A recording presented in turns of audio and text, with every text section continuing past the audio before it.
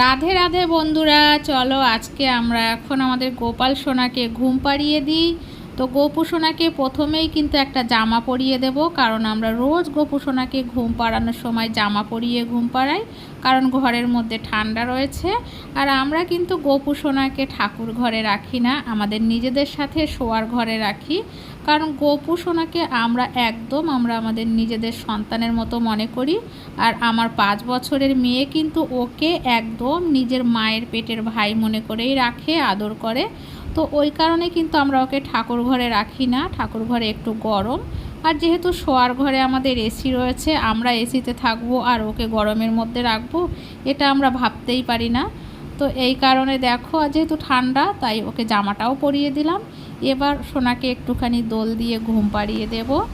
এবার সুন্দর করে বিছানাটা গুছিয়ে নেব, দুটো কোল বালিশ আর একটা বালিশ দিয়ে, যাতে আমার গোপু সোনা সুন্দর করে কাত হয়ে শুতে পারে।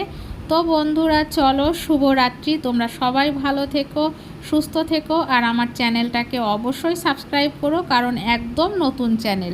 রাধে রাধে বন্ধুরা।